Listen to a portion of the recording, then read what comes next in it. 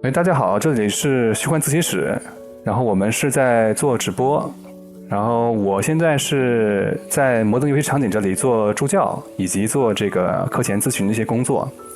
然后我会定期的就找这些作品比较完善的，然后已经发布的同学做一些采访。然后我们摩登游戏场景，大家可能关注的比较多的还是这个风格化的课程，就像我们的 Scene，也是参与了去年的摩登27A 班的这个风格化班，然后它是做了一个比较大的场景，而且它的地边的水平是相对高的。然后我们今年正在进行的摩登风格化班是这个摩登的27B 班，啊，我们会在5月28日结束。然后今天我们要采访的这位同学是 Sin， 然后我们先播放一下这个 Sin 自己的这个整个场景的展示视频啊，我这里有音乐给大家看一下，听一下。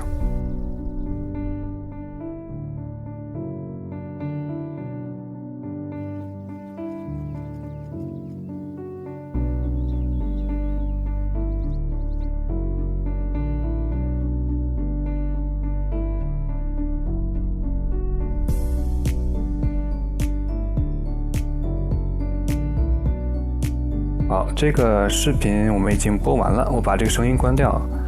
Sin，在的话跟大家打一个招呼吧。Hello，大家好，我叫 Sims。那个 Sin 就是我想问一下，为什么要在后面加6个 L 是你的那个网名？其实这6个 L 就是我名字的一个首字母嘛，然后6个的话，其实也纯粹是为了形式感。好吧。然后就是我们看到了您这个作品，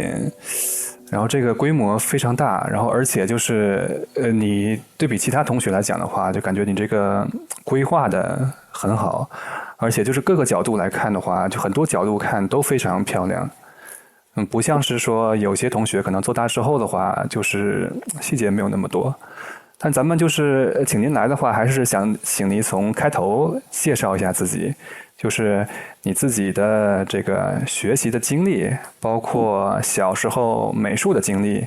以及为什么后面要去那个美院这些，就是你随便聊一下都可以。好的。其实的话，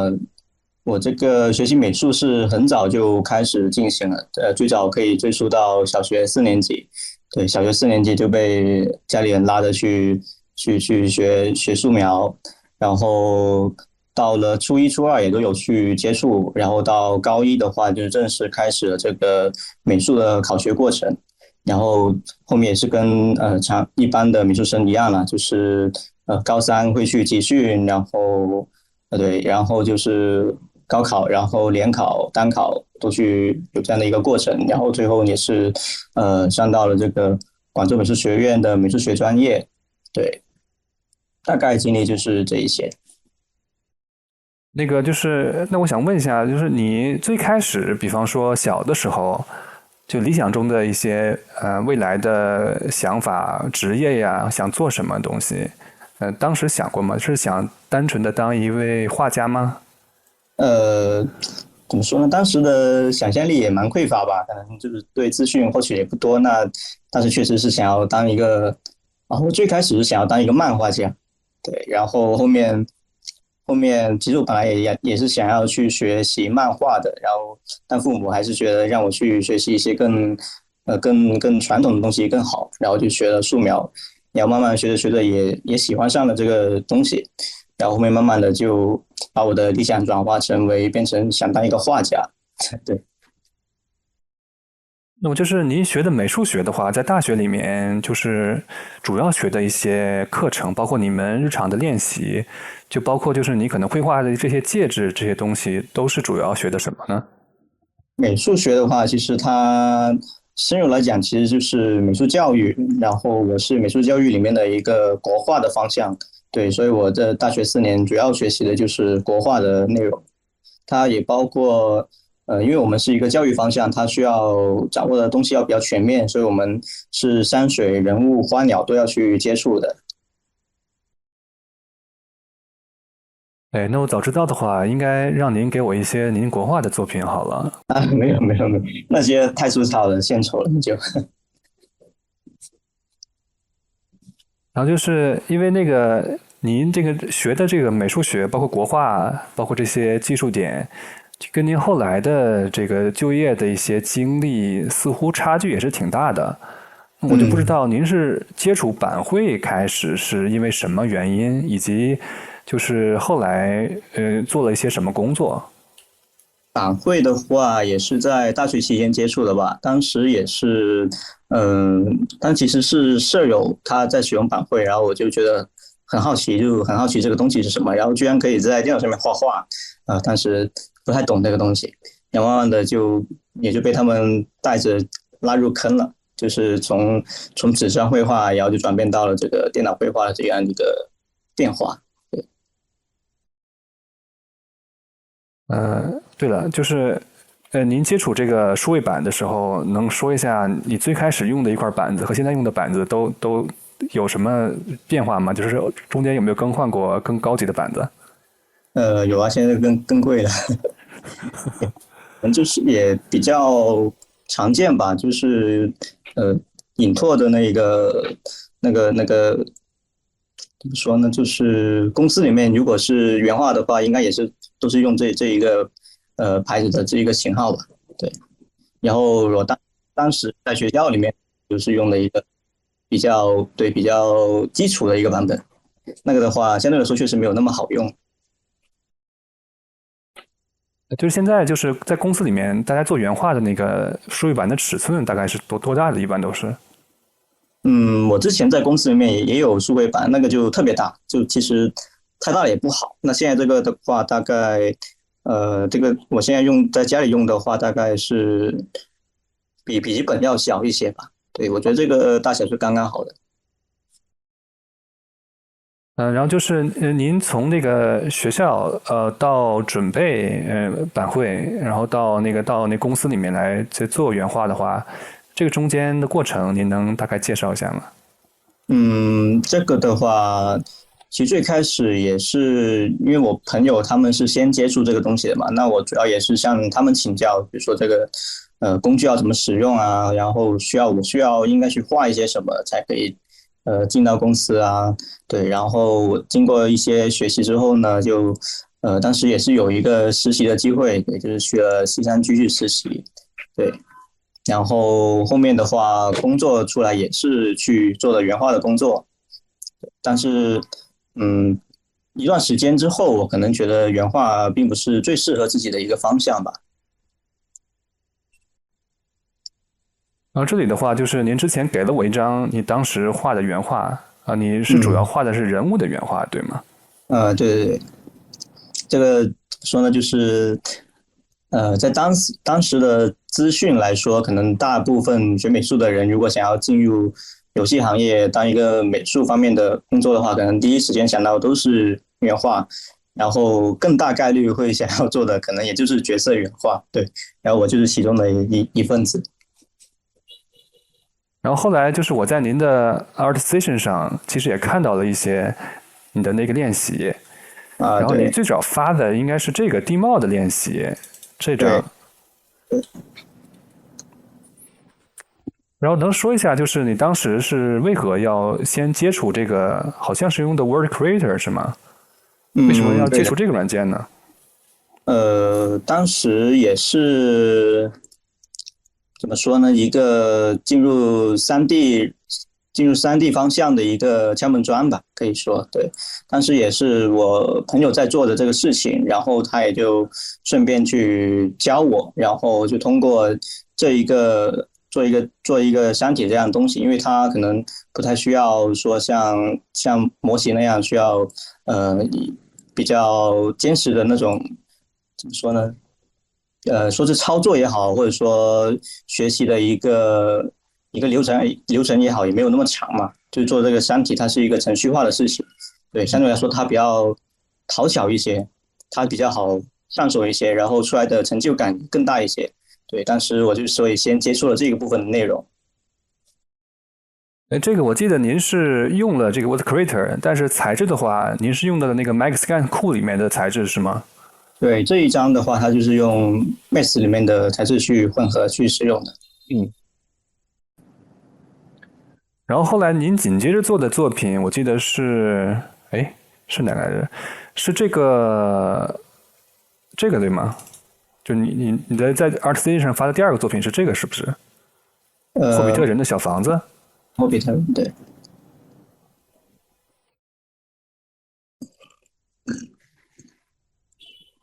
啊，就是您自己做这个的时候，就是因为就肯定是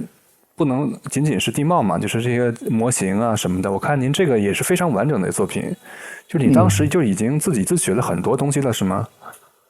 对，这个首先我是先自学了 UE 嘛，对，这个也是在朋友的帮助之下，帮我去，就是他告诉我有这样的一些东西，让我知道我去学习，对，然后我学习完之后呢，就应该要去创作一个作品，然后这就是我学习 UE 的第一个作品，对，就相对来说，现在看还是能看到非常多的不足。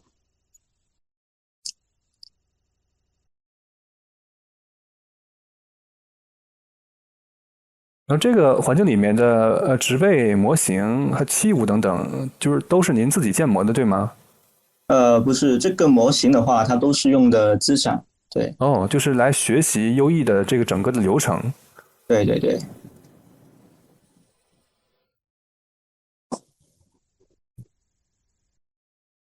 然后紧接着那个您发的第三个作品就是这个了。这个是大概什么时间发的这个作品？好像是顺序上是第三个，我看。这个我想想，好像是22年的6月份左右吧。对，这哦，那就个是来摩登班之前一点对对点时间。对，当时做这一个作品的话，当时主要是想着想要去训练一下灯光以及一个氛围，还有一个构图方面的能力吧。然嗯嗯后也想要去尝试接触一下写实风格的一个作品。对嗯嗯。啊，那相当于就前面这两个作品，您都是在熟悉虚幻引擎本身是吗？对对对，更多的是熟悉虚幻引擎本身。嗯，因为这一个它也是主要是使用资产去创建。嗯。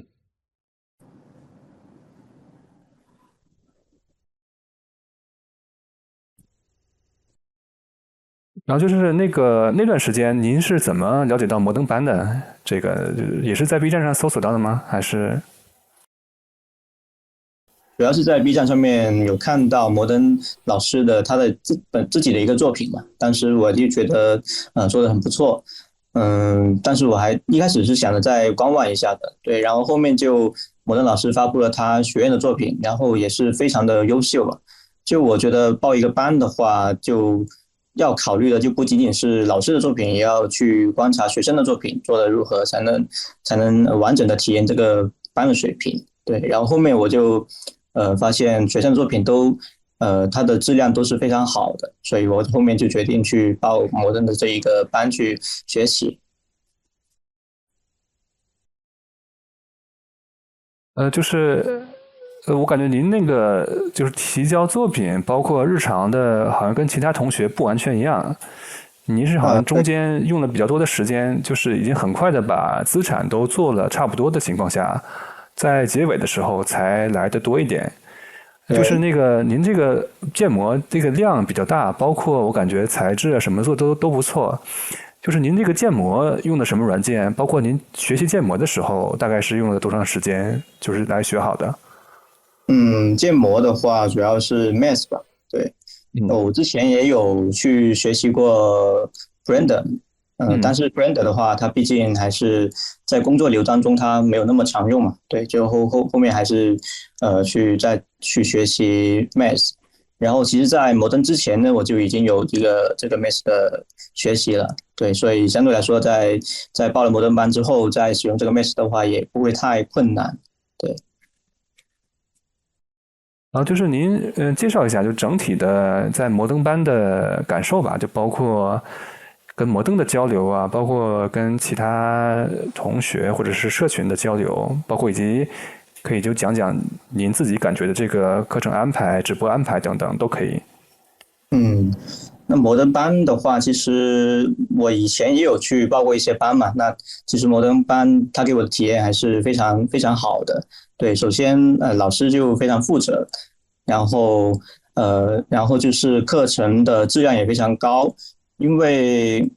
比如说单另一个部分来说，比如说建模它肯定也有不少的课程，那教 SD 教材质也有不少的课程。但是像摩登这样的，它把这些不同的内容都整合起来，通过引擎来把这些部分都可以把它串通起来，形成一个工作流，然后最后创建出一整个场景出来。那我觉得在这一点上是比较少有，而且做的摩登的课程是做的非常好的，关于这一点。然后包括摩登班的一个学习的氛围，就是刚刚也提到说，我可能提交作业的比较少的其中一个原因呢，就是很多时候我是直接在群里面去问，然后很多学生很多学员同学他们也会懂得相关的知识，然后也会都给到我相应的答复。对，他们基本上都可以说是有问必答吧。对，然后我觉得这个氛围其实是非常好的。然后这里的话，我插一小句，就是来摩登班的同学，他实际上，情况好像都不是特别一样。我们大概是有几类的同学，有一些是大学生同学，就是他们是在准备自己的最开始的作品，可能希望参与校招等等。那就是很多大学生同学的基础是不是那么好的，就是可能建模也不是很熟悉。然后这个时候的话，其实我们就是建议你来摩登班之前，最好是有一些的这个次世代模型的练习，这样可以提升你整体的这个效率。因为摩登班这里的后期，摩登老师会要求你迭代的次数是非常多的，各种各样的小的修改。如果你要是建模熟练的话，会好一点点。然后我们自己的话，也是给大家设计了一个摩登的基础班，这里的话就是以 Max 为主，讲解的整个次世代建模的流程。包括最主流的 ZBSP 流程的话，这里都会有，大家可以考虑。然后就是，我们可以看看这里就是这个 Scene 做的各种各样的资产都是在摩登班里这里做的。然后另外一个就是其他的种类就是，比方说有一些同学已经是在游戏行业里面，像 Sim 本身是属于2D 原画，那后来是对于3D 感兴趣之后转过来学，但是他已经有了一些这个建模的基础，就是之前已经相当于准备的比较好了。另外还有一些同学是跨行业过来，那比方说您如果之前是像建筑行业或者是园艺行业、环艺行业，那就是您可能用到的建模软件会比较多，但是就是您在这个次世代建模这个流程里面，可能还是需要去学习一下。当然了，还有最后一种，就是已经是在比较好的公司里面，就是想提升自己的同学也有。所以说，就是因为不同的水平在一起的话，所以交流起来的话，就是您的一些小的问题，我们在群里面很多群友都能帮忙解答，大概是这个情况。然后就是我们直接来聊一下您的这个作品吧。我现在最关心的实际上就是因为你的工作量感觉是非常大，然后就想你聊一下你做这个作品的就是整个周期啊、时间啊、投入的精力啊，包括这个自己的安排、日常的这个休息等等，就可以随便的讲一讲，就是这些东西，我是比较感兴趣的。好。其实这个作品的周期的话，大概是5个多月吧，快有半年。所以说，其实它主要就是一个靠干，一个量的堆积。然后它最开始其实是不是这个样子？它最开始的话，我最开始也是像摩登老师的其他学员一样的，就是先去挑一张原画，然后搭建白模，然后再做模型，再做贴图，再做材质，这样一步步做过去。但做到中间呢，我就发现可能做这样一张作品还不够满足我的一个需求。对，因为我是想要去做一个能够游走的一个世界的。对，然后如果是按照原画这样去还原的话，比较难去把握这个事情。所以我后面呢是直接去游戏里面去参考。那当时可能很多当时在 B 站上面的很多观众也发现了他蛮像大镖客里面的草莓镇。那草莓镇确实是我这个作品的一个比较重要的参考。当时参考这个草莓镇呢，也是我开着游戏，然后一边截图，一边录视频，一边玩，然后一边去规划这个场景。对，就可以边玩游戏边做作品，好像也挺有意思的。然后后面的话，我也去继续参考了一些别的游戏，比如说塞尔达里面的一个叫哈特诺村是有去参考的，然后包括原神这个当然是做风格化绕不开的一个游戏，也是有去参考。对，然后收集到这么多的一些参考跟素材之后呢，就开始做一个模型的资产的制作以及一个摆放的工作了。然后对，就是这个地方，对。然后基本一个大的布局就是按照这个草莓镇的布局，比如说一些路线的规划，比如说它这个村子本身就是一个伴水而生的一个村子，有一条河道穿过这个村子的两边，然后在这个河道有两条桥可以有让这些居民可以在之间通过，然后它本身是一个呃可以说是在山间的一个这样的一个村子。然后我一开始的定位其实是想要更还原大镖客的这样一个西部的小镇多一些，然后后面发现，可能它这个风格之间的代沟还是会稍微有点大，就是一个写实风格的东西要把它转变成风格化，还是有一定的困难。对，然后后面可能现在变成现在这样的话，就会更复古一些。其实我自己给我的这个场景的定位的世界观呢，呃，是偏向一个稍微现代的一个复古的度假村，对，大概是这样一个方向。然后在找素材，就是找作品的素材的过程中，我也是会把这些作品的所有部分都会参考下来，就不仅仅是它展示场景的部分，我对它的资产的部分，或者说一些材质啊，一些模型的部分，我都会去做一个参考。然后包括以前摩登班的学员的作品，我也会都进行一些吸收，做一个参考。对，然后最后就成就了这个作品。就是你有没有大概的估算过，就是自己总共投入在这个作品里面所花的近的小时的数，能估算吗？这个还蛮难估算。大概我是脱产去做这个作品，然后每天可能也有大概差不多8个小时去在这个作品上面吧。对，像上班一样。对对，差不多。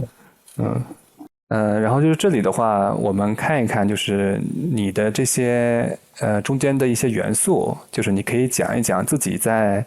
做，比方说植被啊，或者是材质这里，然后或者建模这里，有没有些什么想聊的地方，都可以说一下。嗯，那首先从模型上面可以先聊一下，就比如说模型的话，一开始其实是有一些难点。那我想要去用的方式是一个就是模块化的一个制作方式嘛，就我跟着摩登班去学习的一个方式，它是它的建筑并不是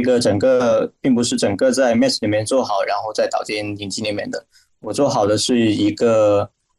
些模块，比如说墙，它会有4米乘4米的规模，有4米乘2米的规模，或者说4米乘3米、4米乘2米，然后还有一个转角，通过这一些组件去慢慢的把它搭建成一个房子。那它难点其实是在于我的这个村子的房子，它有很多不同种类、不同大小、不同规格的样式。那它的屋顶这个部分就需要去考虑怎么把它做一个模块化的一个制作。那最后我定下来的这一个方向呢，就是首先它的角度会有窄、中、宽这3个角度，然后它的大小也有大、中、小这3个分类，总共就做成了6种分类，然后再把它们分成了前面凸出来的部分跟中间可以多次复用的一个连接的部分。对，这是一个模块化的模型的一个部分。然后关于材质的话，其实我这个也是稍微有一些发散的。对，材质的话，像邓老师他会教一些像草啊、泥土啊这样一些基础的材质。然后我的这个作品当中呢，也去发散，比如说我的草里面也分成了全部覆盖的草的材质，以及一个草跟泥土混合的材质。当然这里还没有展示出来，因为篇幅有限。然后比如说泥土的话，我也分成了一个普通的泥土的材质，以及一个有很多裂缝的泥土材质，再有一个带着石头的泥土的材质。对，我会去多做一些这样的发散。对，这两方面的话，主要就是这一些。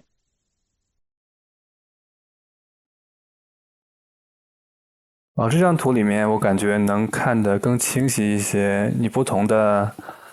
木板、瓦片种类，然后石块和泥土，四方连续的贴图。这里只是展示了一部分是吗？就是这里还是没有展示全，对吧？有一些可能还漏了那么1-2张吧。对。然后其实这些材质也都做了2种版本，就是可以在顶点绘制的时候去做一个丰富嘛。但是因为我的这一个模型的搭建它是在蓝图里面做成的，然后我觉得蓝图对这个顶点着色支持的不是很好，所以在作品里面可能体现的不是特别明显。对，这是一个小遗憾吧。然后您这个石头，我是觉得雕的挺漂亮的，就是您能讲一下吗？大概的流程或者你自己的一些技术点，这好像是有细节纹理存在是吗？对对对，有。这个石头的话，其实也是有点熟能生巧吧。对，一开始我雕的石头就是前面的这些相对来说比较简单一些的，然后后面我发现在实际的场景里面好像就缺少一些比较大块的，然后细节更多的，然后它会有一些形状的特征的这样的一些石头，然后我就根据我自己的这一个需求，然后就重新再做了一个更花时间的，然后它会有更多的形状的层次的这样一个东西，然后后面包括虚拟纹理也是在摩登班里面也是有教授的，然后我再把这个虚拟纹理也是自己进行了一个发散，把它做得更丰富一些，就是它的纹理会更强烈一些。这个就是因为有些同学可能还不完全了解虚拟纹理的一个概念。如果可以的话，您能简单的给大家介绍一点点吗？虚拟纹理是什么，以及它对于风格化的好处？虚拟纹理的话，其实也没有那么复杂，它其实就是在 SD 里面去制作一个四方连续的一个比较通用的一个像一些比较细碎一点的石头的纹理，然后对它是不需要依据任何特定的形状。对，然后比如说我雕好了一块石头之后，我做一个风格化的雕刻的时候，其实并不需要在雕刻的部分可以给予它太多的特别深入的细节，这个细节的部分可以交由虚拟纹理，通过在 SD 制作的这样一张贴图，然后在 UE 里面通过虚拟纹理的这样一个材质的节点，然后就可以将这个细节依附到这个石头上面去。对，这样的话可以省下一些雕刻的时间。就比如说，如果我要雕10个石头，那我只需要做一张细节的东西，然后这10个石头它的雕刻程度都不需要太过深入。对，这就是这个虚拟纹理的好处。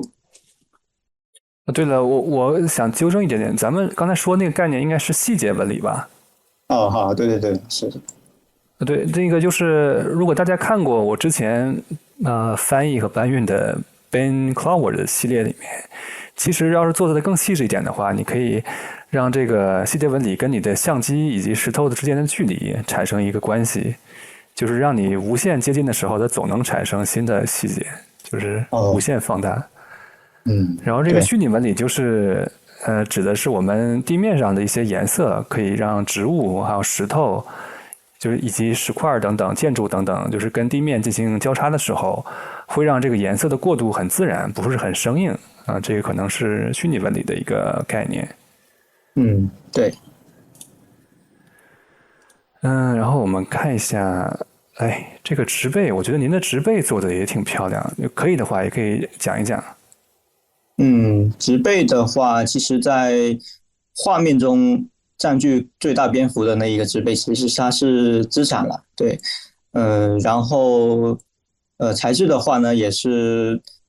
我去看了一些教程，然后跟着教程去连出来的一个效果，其实效果也还是蛮不错。然后在这里面展示的就是我去做的一些植被，然后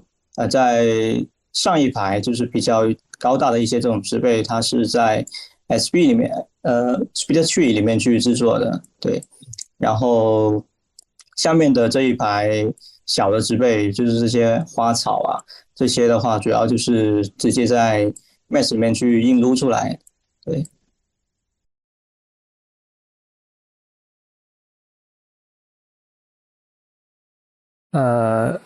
对，我记得您今天给我一些资料的时候的话，是单独给了我一些灯光的参数的图片。就灯光对的，这里的话，你是想跟大家介绍一下你的一些这个参数什么的吗？对，然后您给了我大概5张图，然后有一张是就是定向光的一些参数。嗯，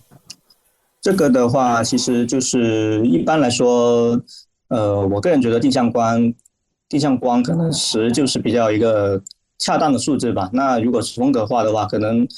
更偏向于一个更明亮的感受，所以我会给到它11的强度，然后在颜色上面我也会偏暖一些，对。然后定向光，哦，对，颜色好像是有了一个稍微的变化，对吗？对对对。然后定向光的话，其实主要也是调节这一些内容，对，其他部分我修改的不多。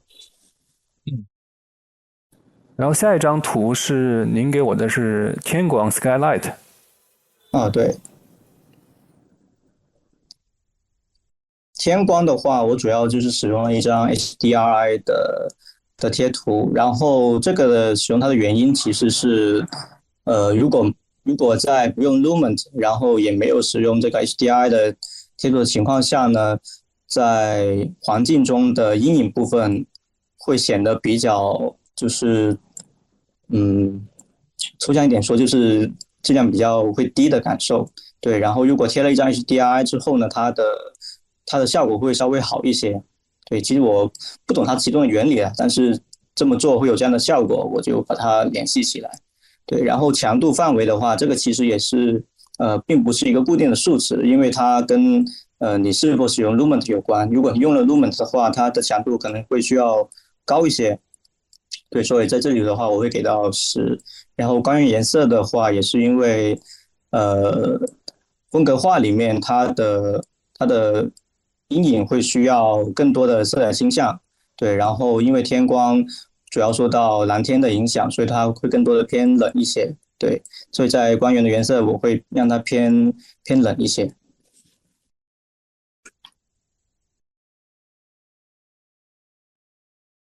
然后下一个是高度指数高度物。对，这个的话，其实也是没有太多的跟初始的数值没有太多的区别吧，可能就是雾的密度我会把它调高一些，多了0.003，然后颜色的话会稍微让它没有稍微有一个冷色，然后会稍微暗一些，比初始的。对，这个主要就是这一些变化。好的。然后下一张图是你的相机，就是那个后处理体积里面一些关于这个相机上面的东西吗？对，第一个是 Bloom，就是辉光嘛，就嗯。我给了它0.3的数值，就是可以让它在收光的部分会偏发散一些它的收光的感受，然后会有一些偏暖的效果。然后后面的就是一个曝光，这个基本上也是一个比较默认的数值了。对然后最后是一个就是调色的这个过程，对吧？对。然后调色的话，因为风格画它通常会需要更高的一个饱和度嘛，所以我给它多嗯，了1.1。对比度的话，其实也是因为我使用了 Lumen，然后我又把它的阴影部分的一个对比度削弱了，所以在总体的对比度上面，我会需要把它拉高一些来平衡这些数值。对。然后这个在阴影里面的对比度为什么要加这个呢？Shadows 里面的对比度。这个也是基于一个风格化的风格的处理吧，因为在风格化里面，它不需要太过强的一个，就是它的暗部不需要一个太过强的对比，它需要更为归纳、更为统一的一个感受。对，所以我不希望它的暗部有太多的层次，我就把它对比度削弱了。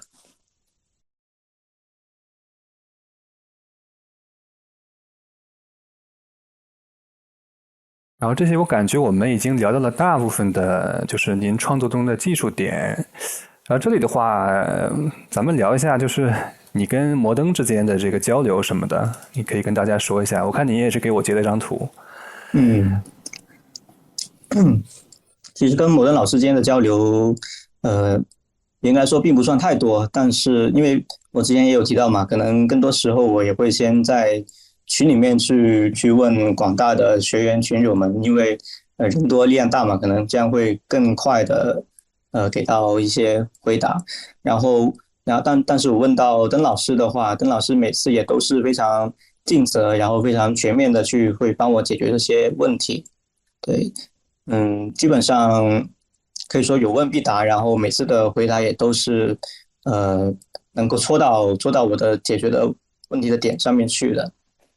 对。然后这里也插一小句，就是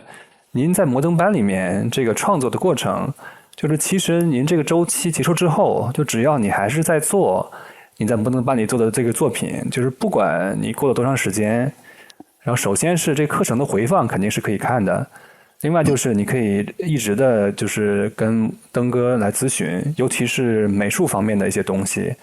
因为登哥在鹅厂的时间比较久嘛，十几年，他可能看的东西比我们看的要多一些，所以能比较快的发现，就是你自己的作品里面的一些就是奇怪的地方，他就会希望你去修改这个。然后这个我给大家播放一下，就是你的整个场景的迭代的图片吧。这里就是你这个颜色最开始是感觉整体都是黄黄的，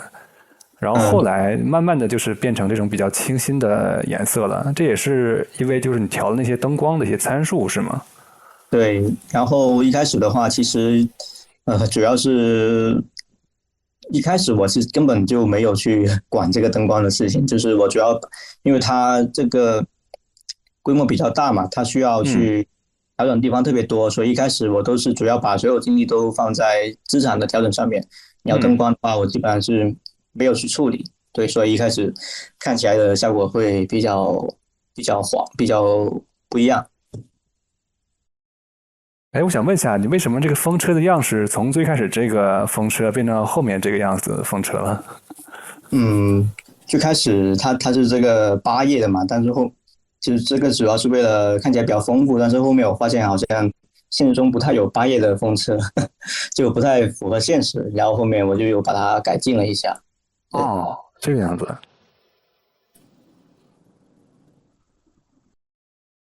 然后就是说，哎，这个整个创作过程中的话，就包括这些咱们经历的所有的环节呀，和这些比较琐碎的技术点，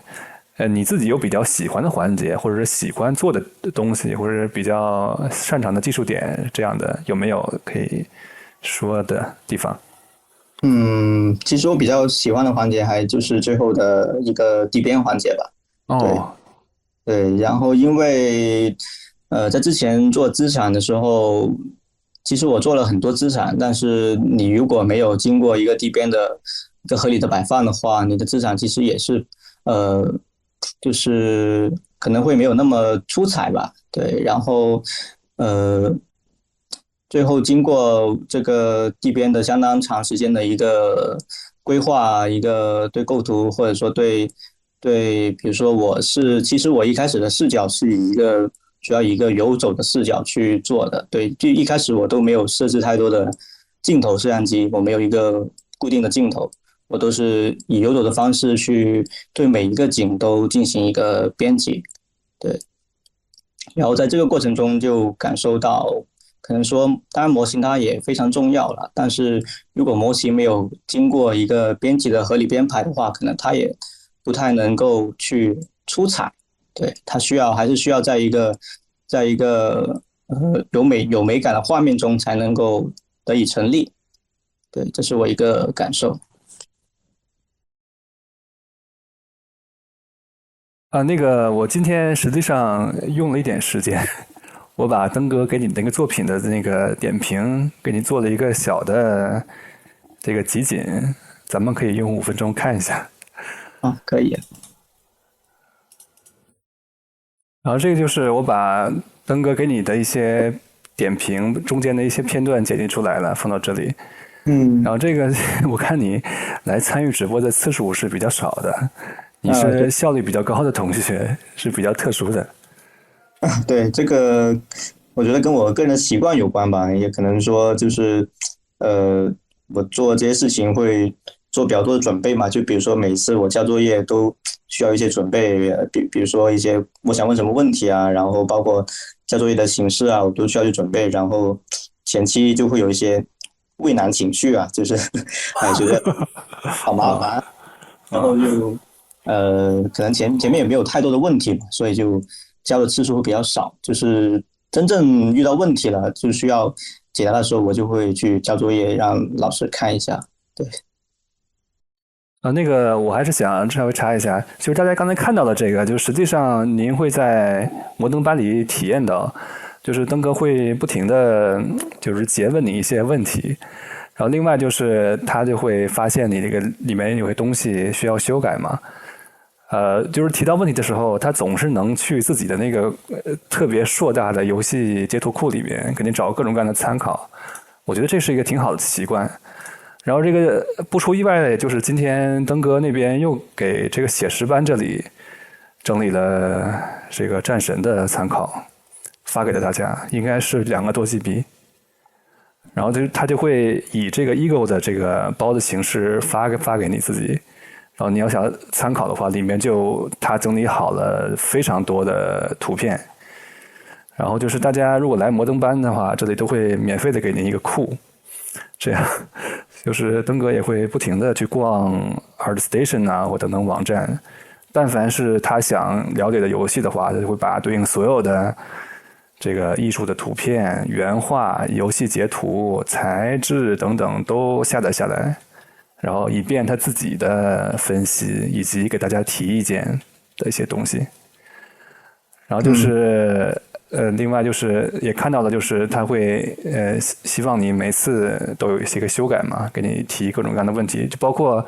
咱们其实最开始也看到了，就是您画面黄的问题，就是第一次的时候其实也跟您说了，然后让您去找那个其他的参考，把这个画面改得更清新秀丽一点。因为确实那个最开始给我的感觉还是跟那个《荒野大镖客》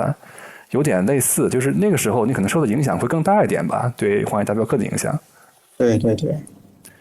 然后我们就回头看一下这个《荒野大镖客》的一些场景吧，因为你也跟我提到你特别喜欢这个游戏。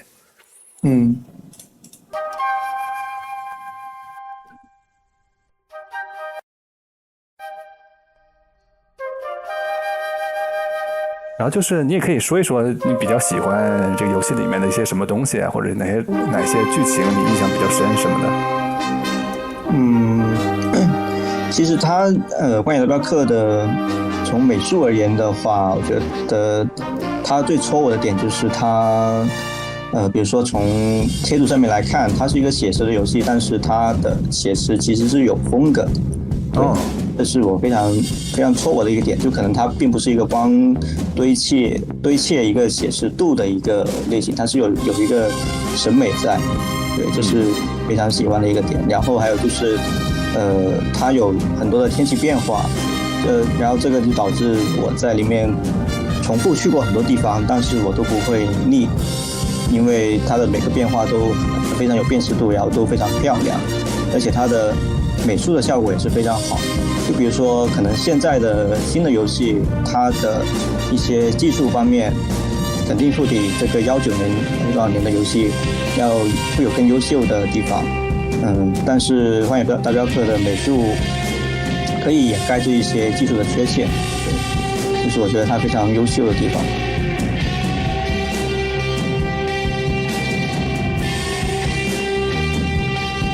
这个游戏的剧情已经打通了，对吗？还差最后一点，就是亚瑟，准备要那个的时候，我就不想让他那个了，所以我就停在那里没有去做。啊，好像挺多人都是这样的。对，包括塞尔达也是，我就之前一直都没有救公主，就停在那里，然后就逛风景。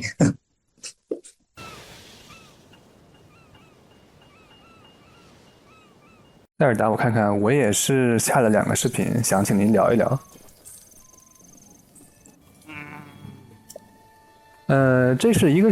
那个镇子，我当时特意下了这个，就是好像一些评论说，就是您好像也受到了这个镇子的影响，叫哈特诺村是吗？对，比如说，其实它这个影响的话，主要是我觉得是一个感受上面吧。比如说，我的村子跟他的村子一样，它是一个从下往上走的一个趋势嘛，然后对，会有一个上坡，然后这个上坡呢，就刚好可以挡住一些村子的构造。比如说我的那一个作品里面，它就是在上坡的时候，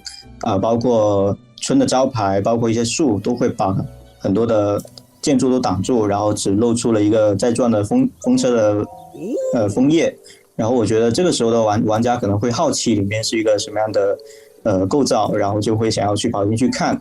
对，主要是这些引导方面的东西会受到这个影响，包括这个村子里面后面还有一个弯弯绕绕的山道，然后上面还有一个小的实验室之类的，这一些就是你走这个村子会不停的会发现新的东西在里面，会不停的有新的探索点。对，然后当然我的作品里面就可能还没有做到那么多，因为这样会需要更多的工作量。对。毕竟时间和精力还是有限，我感觉你这样已经很难得，就是能把这个规模做到这么大，然后还保持这么好的细节，已经很不错了。靠干。然后你还跟我说了你特别喜欢《黑暗之魂》，然后我也下了一个片段。对的。那黑魂里面就是给你的更深的印象的是它这个整体的风格氛围吗？其实还不是这个东西，就是黑魂的话，我其实先玩了黑魂3，然后再去玩的黑魂1重置版。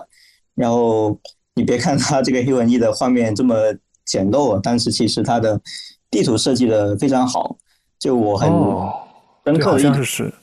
对，我很深刻的一点就是有一个地方是它的出发点是一个篝火，然后我当时应该是在一个城墙上面的一个围墙的过道上面，对，然后我是要去前方去找一个什么东西，应该是这样，然后呢我就一直往前走，然后过关斩将，然后遇到 BOSS， 再把 BOSS 干掉，然后再拿到我要的东西，但是我发现前面没有路了，然后只能看到一个有机关的梯子，就这个梯子是只可以从上往下走，它要先触发这个机关，它才可以从上面爬到下面去，然后我就触发了这个机关，顺着这个梯子往下走，然后就发现我回到了最开始的篝火的地方，然后这是给我很震撼的感受，就我以为我一直都是在笔直的往前走，但我发现其实我是在螺旋的上升，然后来到了我一开始起点的上方，然后再下来，对，然后这会给我一个峰回路转的感觉吧。对，我觉得这个设计的是非常的巧妙。就是说，受到机能限制，它可能场景做的没有那么大，但是路线反倒是设计的更好。对。单看它的地图设计的话，其实它基本上就是一个紧密的整体，它是一个可以连起来的一个整体的部分，而不是比如说一张平摊的地图。对，这个怪都是在绕后啊。它这个单手拿特大剑应该是砍不动的。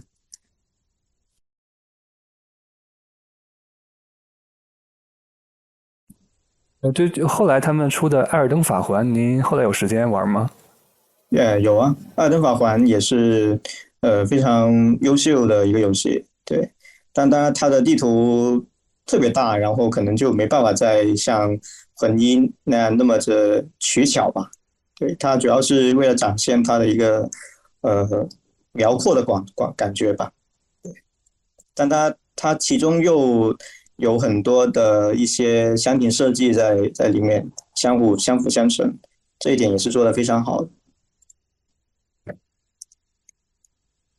然后现在我感觉我们想让您介绍的东西，基本都让您说到了。然后直播间我看现在还有多少同学啊？还有30多个人。然后大家如果要是有一些创作上的问题啊，或者是摩登班的问题，都可以问我们，可以问问 Sin，一些地方，因为他的作品我感觉不管是从规模，然后美术，然后技术上都是挺棒的。大家有没有一些想问 Sin 的地方，可以问一下？是的，可以踊跃发言。我们直播间因为直播的很不规律，所以这个来的同学不是特别多。哦，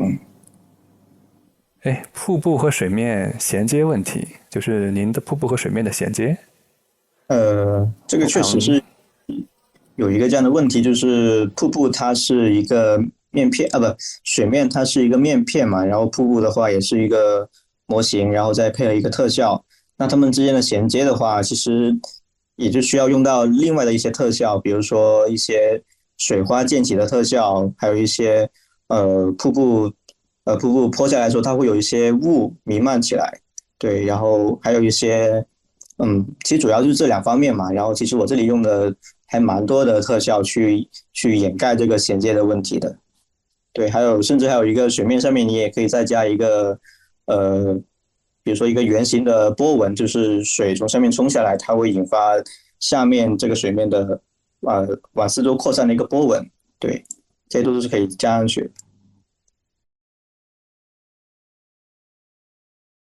OK，那个大家还有什么其他的问题？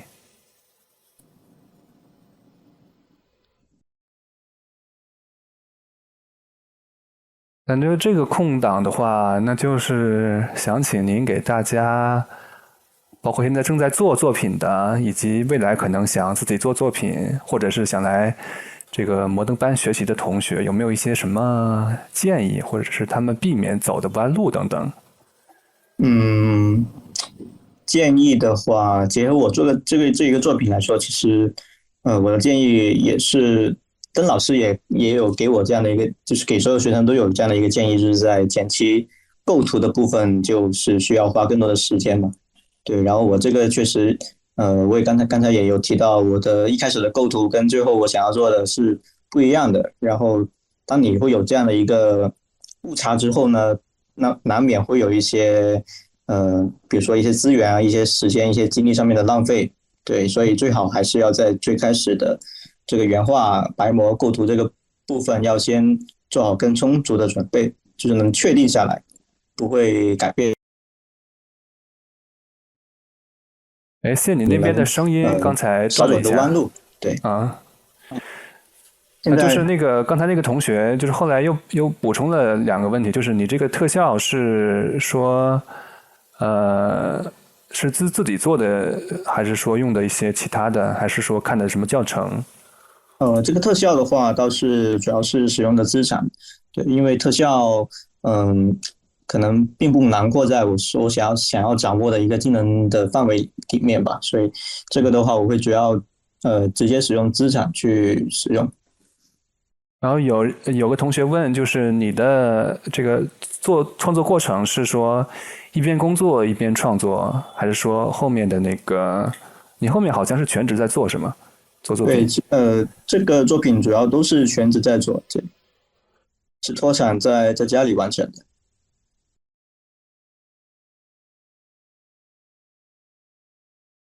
然后因为你那作品刚做完嘛，我看你也是在积极的在向各个地方投，就是后面如果就是你有比较好的消息，就是随时回来告诉摩登班这边，然后我们也替您高兴一下。好的好的，一然后大定。家还有什么问题没？然后没有问题的话，我们可能快要结束了。就是问您房子上的一些贴图有没有用到 trim 贴图？贴图主要都是四方连续的贴图，对，trim 的贴图的话，主要都是用在一些木条上面，对，就是这些木构件的部分。然后这里就用了您的这个贴图制作的过程中，trim 本身也是用到了 ZB 雕刻来烘焙一些细节，对吗？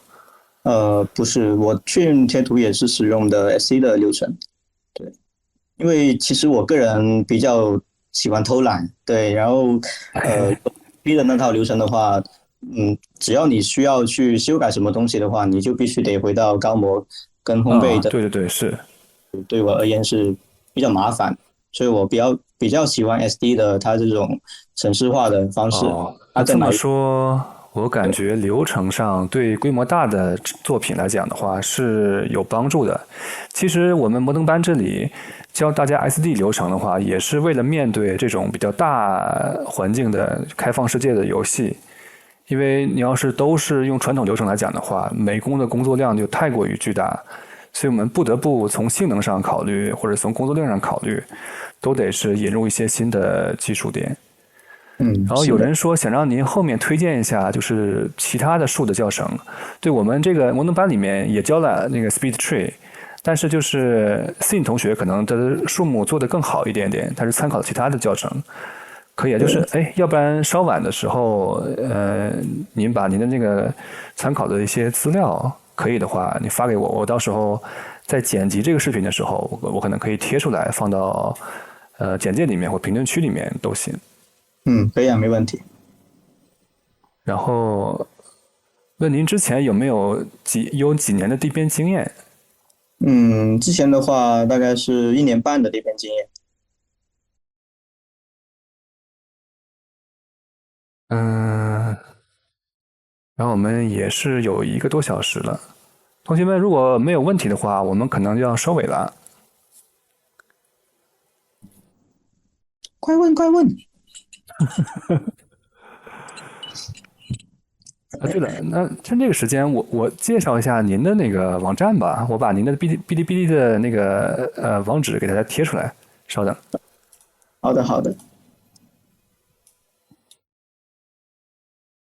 我们可以看一下啊，就是sin 6个L，就是你搜索 sin 加6个L，就是它的主页。这里的话，你就可以直接关注它。然后，哎，你的粉丝540，希望这个尽快破1000。好，然后这里的话也贴出来了他之前的一些练习。对，你要是有时间的话，实际上未来可以给大家再做一点小的东西，知识点，包括新的作品到这里来。是的。摩登班什么时候？摩登班其实1年4季都有班在开，然后您想知道的话，可以来咨询，随时来咨询。就是可以咨询我，然后也可以咨询那个摩登老师，然后你可以搜索摩登游戏场景，那里就有我们的各种各样的这些方式 ，QQ 呀什么的。